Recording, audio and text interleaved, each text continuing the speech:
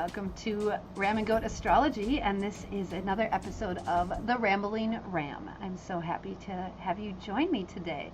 So this conversation I wanted to have is close to my heart. It actually just happened today while I was going to a town with my two older daughters, and one of the things that happen very organically is just conversations that take place in the car while we're driving. And this is kind of how I use astrology when I'm chatting with my kids. And I thought it was really intriguing. And on the way home, I was talking about this podcast and recording this. And I was like, I wonder what I should talk about. And my daughter Gertie is 12 and a half. And she says, you should talk about the conversation we had today. And I thought, oh, that is a great idea, because it does give a good feeling of how you can utilize astrology in your conversations with your family and how it helps people to feel validated and really understood and seen. And this is what one of my core practices is, and my core belief is that people need to feel validated and seen for who they truly are inside. So we were on the way to go get a haircut. My Gertie had a haircut this morning, and she's got very curly hair, and it started to change while about a year and a half ago when hormones started to kick in. And she needed a solid styled haircut for her and for her hair. So made an appointment and brought her in, and we went to go and have a shopping day afterwards. We went thrifting and then get groceries after. So that was our plan. And her sister Guinevere wanted to come, and she just turned 11.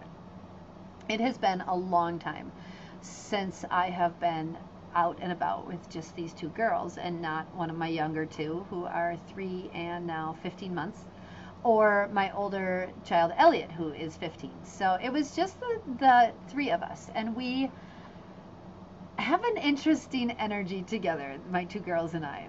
And when we put us together, the one who has the most grounding, most earth in their chart is Gertie, but she doesn't have that much. So I don't have any except for Chiron, and that is our wound. So for me, grounding and earthing is not the most comfortable. I like to kind of stay up above, and I like to rise above situations and intellectually approach situations. I don't stay nice and solid on the earth very easily. And I get quite stressed quite easily. And it is something I'm working on. But when I was out and about with these two, it was really interesting, because Gertie has a lot of fire in her chart. A lot. She's about 50% fire and about 25% earth. And she was very excited. We had friends coming over from out of state and coming to visit today, and she was excited about the haircut. She was excited about thrifting, and so she was bouncing energetically, very much like Tigger. And her sister Guinevere is about 55% water signs in her chart. So water absorbs other people's energy quite well. So it was fine throughout the haircut, and things were good. And then afterwards, when we went thrifting, it started to get a little heightened even more, and I could see the girls kind of getting a little bit spicy with each other. But it was still pretty decent. But there was a lot of chaos starting to happen in the store, and I had to be like, hey, this isn't a playground, right? Like, it started to get a little out of hand, where I was surprised for their ages, because they typically behave quite well out in public, and I was surprised for their ages that they were behaving a little bit more childlike than I was used to, especially with these two.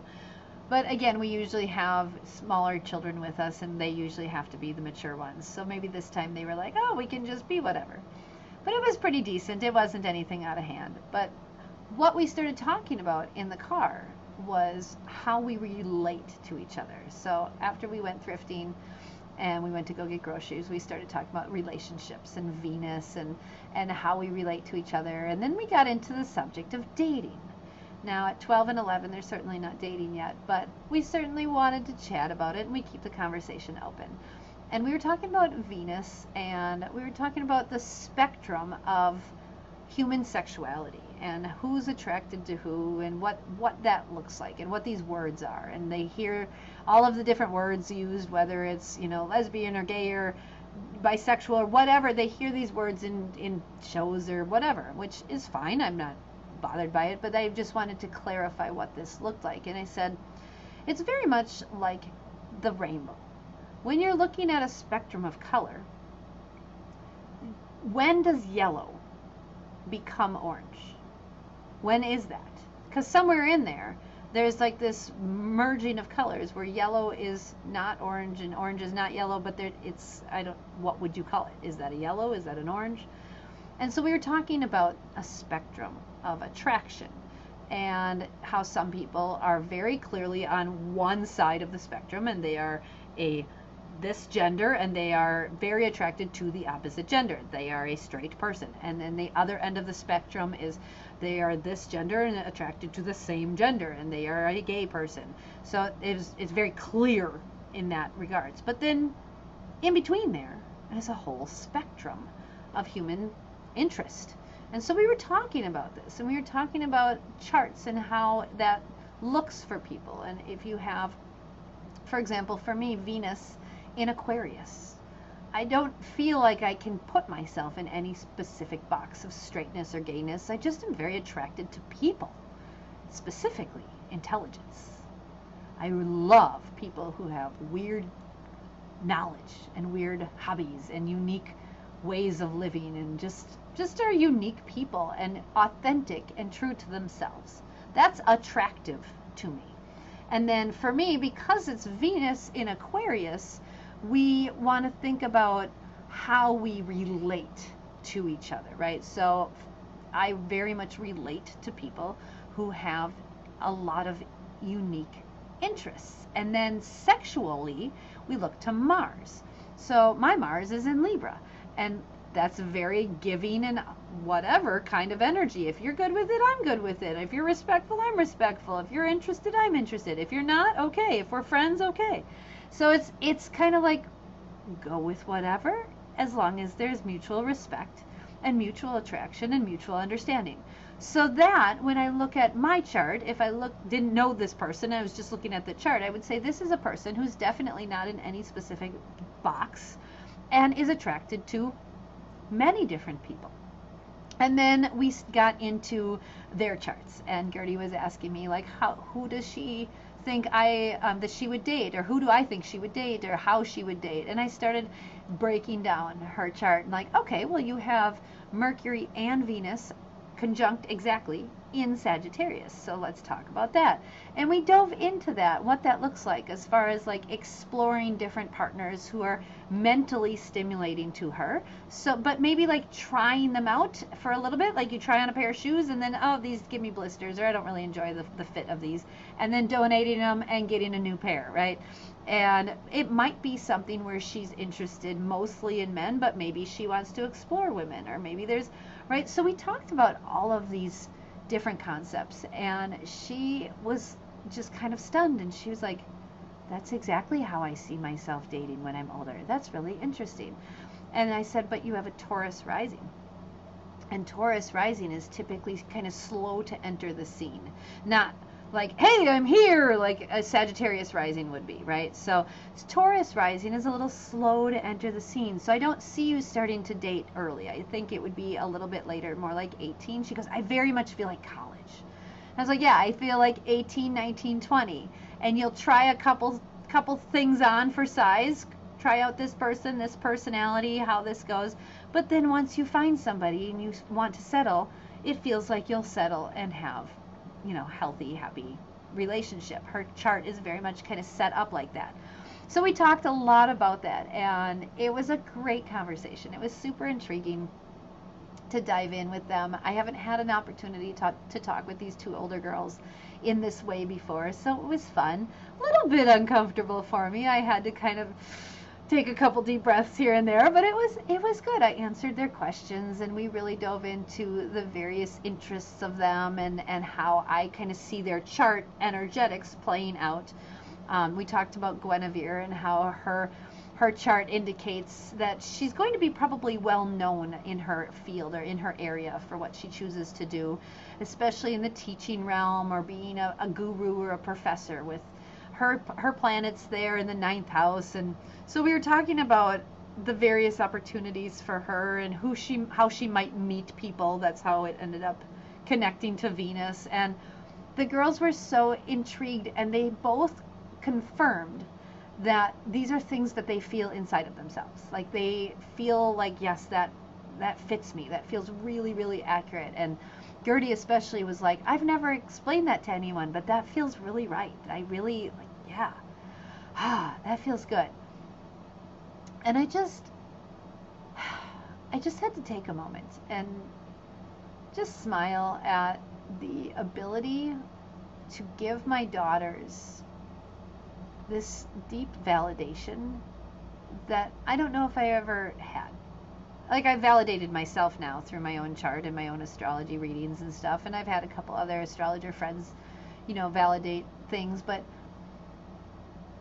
it's different coming from a family member, a close family member, who sees you, who truly sees you and validates this deeper part of you and honors that and respects that and is like, yeah, you might be weird, you might do this, you might love somebody in the same sex as you, and that's super cool, right? Like, to just know that she's loved no matter what, and that she may have relationships that do this or that or the other thing, and to feel validated in that, I think, is so special, and something that is, it can really change a person's view of themselves and how they value themselves. And this, I think, is the deeper reason why I do astrology, because I really want people to value their unique energy, their unique gifts that they're here to do, and give that to their loved ones and their career and their purpose to society, their contribution to Earth, what they're here for. And do it with confidence, knowing that they are living their true gift and doing the thing they're here to do. That is so special. And there's so many of us that are fighting who we are. Whether you're like me and you're 64% air signs and 23% fire and no earth and just a little old drink of water, and you're a big rocket fireball shooting across the sky, and most of your life you felt like you were too much. And then suddenly astrology really starts to ring true and feel validating and go, oh no, Laura, you're just right. You're just enough. You're here to make a change. You're here to light people up. You're here to move people. You're not too much. Fire is never too much when it's here to do what it's meant to do. Transform. Burn the old way of doing something and try something new. So having this conversation today with both of my daughters at such a precarious age, right? 11 and 12, those are unique ages where they understand things that they didn't understand even a year ago, and they understand conversations and nuances that they didn't a year ago. And I really like it. I'm really enjoying these conversations and enjoying these insights that I can give them and these little nuggets. And I've never had a conversation like this with my kids before in this realm, when it comes to like dating and who they're looking for a partner, and how they might approach their dating life, and how they might go through some trials and tribulations. I have 2 children that have Chiron in the 7th house. That can be a butt kicker. I've seen a lot of charts. I've done a lot of readings. Chiron in the 7th house is not an easy one, and does lead to some challenges with marriages or long-term partnerships if it's not recognized and if you don't do the healing. It can lead to divorce. Now, divorce isn't always bad, but sometimes can be quite traumatic, and is one of the worst things financially for a lot of people, is divorce. So while I'm not opposed to divorce by any means, I just know that it can be a quite traumatic thing. So if we know this about somebody's chart, we know that this is a programming that they have, and that there is a wound around partnership, marriage, long-term commitments, we should be really aware of that, and we should help them with their commitments and with their dating and with their relationships.